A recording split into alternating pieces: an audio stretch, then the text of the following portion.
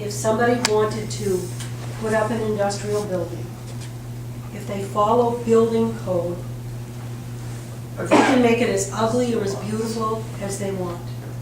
Because we don't have something called design guidelines in our zoning bylaws. I think that that is one thing we should be thinking about, and what we could do, which we could do before August, we could make some amendments to our zoning bylaw to allow for design guidelines, design guideline review in industrial zones where industrial buildings are allowed as of right. No one could dispute that you can build an industrial building, but there would be guidelines, and they could include things like landscaping and how much frontage you have, whether or not the front facade of the building. The whole idea of the glass thing was just to make the buildings attractive from the front.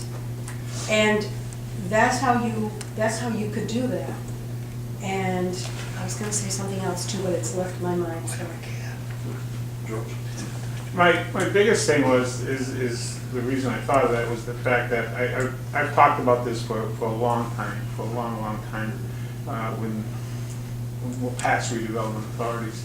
And there's the reason for that is when you see the turmoil that goes about within government now, that on the political end of things could stop a potential business from coming into town because it isn't liked.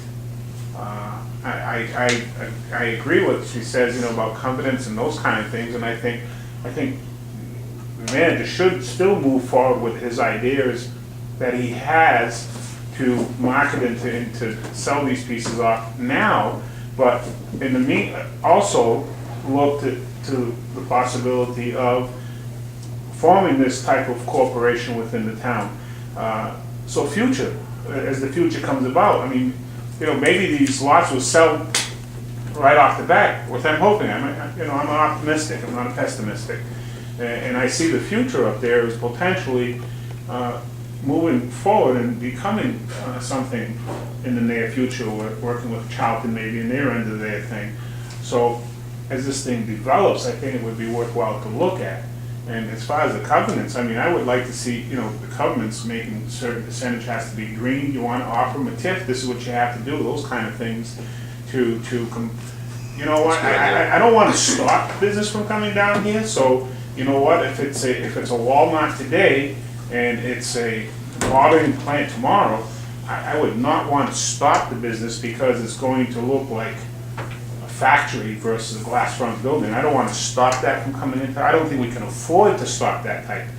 We might not like what the building looks like, but if it's a new building and it's nice, fine. If it doesn't have the glassy front, so be it. But if you want the glassy front, you give them an offer. Hey, so much TIF, TIF results. Make it green. Having I mean, today we're trying to be environmentally better for our world, and you want to get a TIF, okay, you've got to do so much percentage. That's a good idea. Those kind of things. And if they don't want to, let's not stop them, but they don't get the benefit that they could potentially have. Okay. I think Pam was next, and then Gus, and then Sandy. Thank you. There is, what Chris was talking about as far as making the RFP as strict as you want it to. There is some type of protection for the bidder also, as far as politics of it, because if you are, in this case, the highest responsive and responsible bidder, you meet all the criteria. There is some protection there for you. If the council, in its political wisdom, decides we don't like you, no, and they have met all the requirements of that RFP, they have the right to file bid protest. Did that work with the access rule? Well, did they file a bid protest? They could have, probably. It's apples and I said that oranges. from day one. The successful bidder was Royce, and Royce is doing the work. They agreed to extend their bid. They agreed to, but I think they would have had. You know what I'm saying? But I think if they wanted to push it, I think they could have. Just I what? want to say, I think Gus was. Oh, I was wondering, Citizens. if we're talking about trying to do things, there's a fair amount of talk about doing this as a green business park. How much authority does the town have, and not only the town as a government, but the town as the citizens have, to put into the requirements of what we want to see in this kind of a park? Because there are certain businesses that if you design the building green, that's one thing, but the business itself is a particular, for their behavior over the course of time is a particularly green. So maybe we don't want a business like that, whereas we much prefer to have a smaller business that does have some green credibility behind it, so to speak. And I was wondering how would we go about deciding as a community what should be there and what shouldn't be there? Well, I think, Why do you look right at me? Chris, you're like a father figure. We all look up to you and ask you for guidance. It's a gray hair. But I personally think if we want to decide what the community wants to do, they need to come to meetings like this. They need to come to council meetings and let their opinion be known. I mean, you can't read minds and need input. I think one of the comments I wanted to make, and you had said earlier, Rich, and it makes me nervous, that you want to get the highest and best and the most value you can for the property.